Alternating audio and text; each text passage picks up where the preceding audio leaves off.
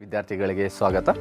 ನಾವೀಗ OAW ವಿಧಾನವನ್ನು ಬಳಸಿ 3 mm ದಪ್ಪ ಇರುವ ಅಲ್ಯೂಮಿನಿಯಂ ಶೀಟ್ ಮೇಲೆ ಫ್ಲಾಟ್ ಪೊಸಿಷನ್ನಲ್ಲಿ ಮಾಡಲಾಗುವ ಸ್ಕ್ವೇರ್ ಬಟ್ ಜಾಯಿಂಟ್ ಬಗ್ಗೆ ಕಲಿಯಲಿದ್ದೇವೆ. ಈ ಪಾಠದ ಕೊನೆಯಲ್ಲಿ ನೀವು ಏನು ಕಲಿತಿರುತ್ತೀರೆಂದರೆ ಟ್ಯಾಕ್ ವೆಲ್ಡಿಂಗ್ ಮತ್ತು ವೆಲ್ಡಿಂಗ್ ವಿಧಾನಕ್ಕಾಗಿ ಸರಿಯಾದ ಫಿಲ್ಲರ್ ರಾಡ್ ಅನ್ನು ಆರಿಸಿಕೊಳ್ಳುವುದು, ಫ್ಲಾಟ್ ಪೊಸಿಷನ್ನಲ್ಲಿ ಇಡಲಾಗುವ ಸ್ಕ್ವೇರ್ ಬಟ್ ಜಾಯಿಂಟ್ಗಾಗಿ ಪ್ಲೇಟ್ಗಳನ್ನು ತಯಾರಿಸಿ ಸೆಟ್ ಮಾಡುವುದು, ಟ್ಯಾಕ್ ವೆಲ್ಡ್.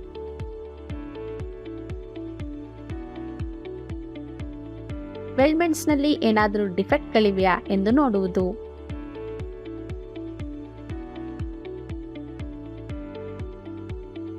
ನಾವೀಗ OAW ವಿಧಾನವನ್ನು ಬಳಸಿ 3 mm ದಪ್ಪವಿರುವ ಅಲ್ಯೂಮಿನಿಯಂ ಶೀಟ್ ಮೇಲೆ ಫ್ಲಾಟ್ ಪೊಸಿಷನ್ನಲ್ಲಿ ಇಡಲಾಗುವ ಸ್ಕ್ವೇರ್ ಬಟ್ ಜಾಯಿಂಟ್ಗೆ ಬೇಕಾಗುವ ಉಪಕರಣಗಳ ಬಗ್ಗೆ ಕಲಿಯೋಣ.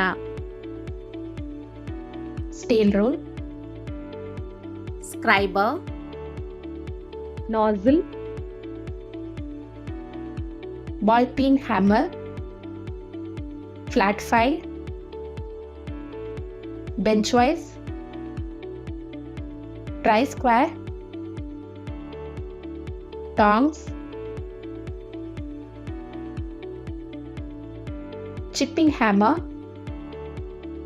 steel wire brush, filler rod,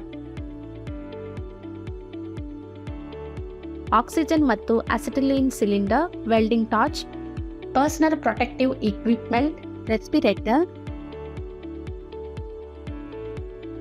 ನಾವೀಗ OAW ವಿಧಾನವನ್ನು ಬಳಸಿ 3 mm ದಪ್ಪವಿರುವ ಅಲ್ಯೂಮಿನಿಯಂ ಶೀಟ್ ಮೇಲೆ ಫ್ಲಾಟ್ ಪೊಸಿಷನ್ನಲ್ಲಿ ಮಾಡಲಾಗುವ ಸ್ಕ್ವೇರ್ ಬಟ್ ಜಾಯಿಂಟ್ನ ಮುಖ್ಯವಾದ ಪ್ರೀ ವೆಲ್ಡಿಂಗ್ ಪ್ರಿಪರೇಷನ್ ಸ್ಟೆಪ್ಸ್ ಅನ್ನು ನೋಡೋಣ. 150 mm ಉದ್ದ ಮತ್ತು 50 mm ಅಗಲವಿರುವ ಅಲ್ಯೂಮಿನಿಯಂ ಶೀಟ್ಗಳನ್ನು ತಯಾರು ಮಾಡಿ. ಸರ್ಫೇಸ್ ಆಕ್ಸೈಡ್ ಮತ್ತು ಇತರ ಕಲ್ಮಶಗಳನ್ನು ತೆಗೆಯಲು ಶೀಟ್ಗಳನ್ನು ಸ್ಟೇನ್ಲೆಸ್ ಸ್ಟೀಲ್ ವೈರ್ ಬ್ರಷ್ ಅಥವಾ ಸಾಲ್ವೆಂಟ್ ಬಳಸಿ ಶುಚಿ ಮಾಡಿ. ಬಟ್ಟಿಂಗ್ ಎಡ್ಜಸ್ ಮೇಲೆ ಪೇಸ್ಟಿ ಫ್ಲಕ್ಸ್ ಅನ್ನು ಸವರಿ. ಆಕ್ಸಿಜನ್ ಒತ್ತಡವನ್ನು 0.5 ಮತ್ತು 1.41 kg per ಸ್ಕ್ವೇರ್ ಸೆಂಟಿಮೀಟರ್ಗೆ ಮತ್ತು ಅಸಿಟಿಲೀನ್ ಒತ್ತಡವನ್ನು 0.8 ರಿಂದ 0.15 kg per ಸ್ಕ್ವೇರ್ ಸೆಂಟಿಮೀಟರ್ಗೆ ಹೊಂದಿಸಿ. ಅಲ್ಯೂಮಿನಿಯಂನ ಥರ್ಮಲ್ ವಿಸ್ತರಣೆಯು ಹೆಚ್ಚಿರುವುದರಿಂದ ಶೀಟ್ಗಳನ್ನು 1.5 mm ನಿಂದ 2 mm ರೂಟ್ ಗ್ಯಾಪ್ಗೆ ಸೆಟ್ ಮಾಡಿ. ರೂಟ್ ಗ್ಯಾಪ್ ಅನ್ನು ಹೇಗೆ ಸೆಟ್ ಮಾಡಬೇಕೆಂದರೆ ಬಟ್ ವೆಲ್ಡ್ಸ್ಗಾಗಿರುವ ಜೋಡಣೆಯ ಪ್ರತಿ 100 mm ಉದ್ದಕ್ಕೆ ಅದು ಸುಮಾರು 1 mm ಹೆಚ್ಚಾಗಬೇಕು.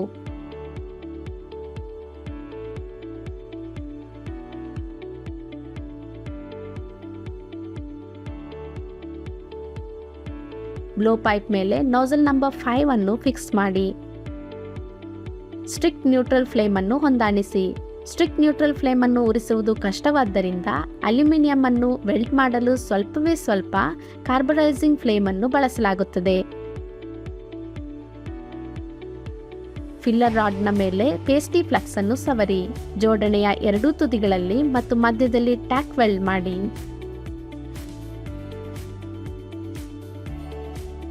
ಬ್ಲೋ ಪೈಪ್ ಫ್ಲೇಮ್ ಅನ್ನೇ ಉಪಯೋಗಿಸಿ ಅದನ್ನು ಮೊದಲೇ 150 ರಿಂದ 180 ಡಿಗ್ರಿ ಸೆಲ್ಸಿಯಸ್ ತಾಪಮಾನಕ್ಕೆ ಬಿಸಿ ಮಾಡಿ.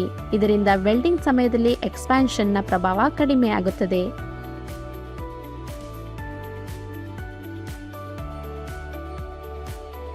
ನಾವೀಗ OAW ವಿಧಾನವನ್ನು ಬಳಸಿ 3 mm ದಪ್ಪವಿರುವ ಅಲ್ಯೂಮಿನಿಯಂ ಶೀಟ್ ಮೇಲೆ ಫ್ಲಾಟ್ ಪೊಸಿಷನ್ನಲ್ಲಿ ಇಡಲಾಗುವ ಸ್ಕ್ವೇರ್ ಬಟ್ ಜಾಯಿಂಟ್ನ ನೋಡೋಣ. ವೆಲ್ಡಿಂಗ್ ವಿಧಾನದ ಬಗ್ಗೆ ಕಲಿಯೋಣ. ಶೀಟ್ಗಳನ್ನು ಬಟ್ ಜಾಯಿಂಟ್ ಆಗಿ ಸೆಟ್ ಮಾಡಿ. ಬ್ಲೋ ಪೈಪ್ ಅನ್ನು 40 ಡಿಗ್ರಿಯಿಂದ 50 ಡಿಗ್ರಿ ಕೋನದಲ್ಲಿ ಮತ್ತು ಫಿಲ್ಲರ್ ರಾಡ್ ಅನ್ನು 30 ರಿಂದ 40 ಡಿಗ್ರಿ ಕೋನದಲ್ಲಿ ಹಿಡಿಯುವ ಮೂಲಕ ಲೆಫ್ಟ್ ವರ್ಡ್ ವಿಧಾನವನ್ನು ಬಳಸಿ ವೆಲ್ಡ್ ಮಾಡಲು ಶುರು ಮಾಡಿ. ವೆಲ್ಡಿಂಗ್ ಮುಗಿಯುವವರೆಗೆ ಫಿಲ್ಲರ್ ರಾಡ್ನ ತುದಿಯನ್ನು ಫ್ಲೇಮ್ನ ಹೊರಗಿನ ಎನ್ವೆಲಪ್ನಿಂದ ತೆಗೆಯಬೇಡಿ. ವೆಲ್ಡ್ ಅನ್ನು ಬಿಸಿ ಅಥವಾ ತಣ್ಣಗಿನ ನೀರಿನಲ್ಲಿ ತೊಳೆಯಿರಿ.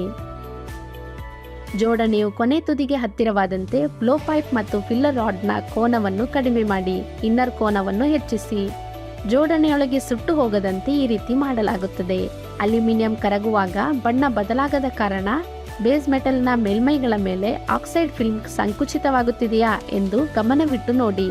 ಹಾಗೆ ಆಗುವಲ್ಲಿ ಬೇಸ್ ಮೆಟಲ್ ಕರಗಲು ಆರಂಭಿಸುತ್ತದೆಂದು ಅರ್ಥ. ನಾವೀಗ OAW ವಿಧಾನವನ್ನು ಬಳಸಿ 3 mm ದಪ್ಪವಿರುವ ಅಲ್ಯೂಮಿನಿಯಂ ಶೀಟ್ ಮೇಲೆ ಫ್ಲಾಟ್ ಪೊಸಿಷನ್ನಲ್ಲಿ ಇಡಲಾಗುವ ಸ್ಕ್ವೇರ್ ಬಟ್ ಜಾಯಿಂಟ್ ಮಾಡಲು ಪಾಲಿಸಬೇಕಾದ ಮುಖ್ಯ ಅಂಶಗಳನ್ನು ನೋಡೋಣ. ರೂಟ್ ಪೆನೆಟ್ರೇಷನ್ ಇಲ್ಲದಿರುವುದು,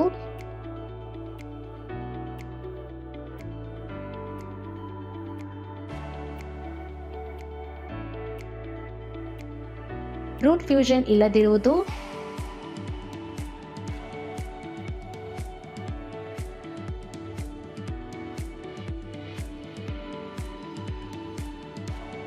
ಡಿಸ್ಟೋರ್ಷನ್.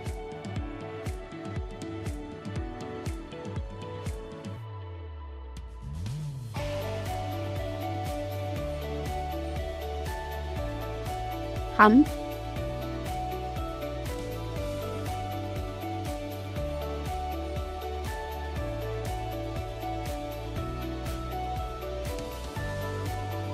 ರೀಕ್ಯಾಪ್.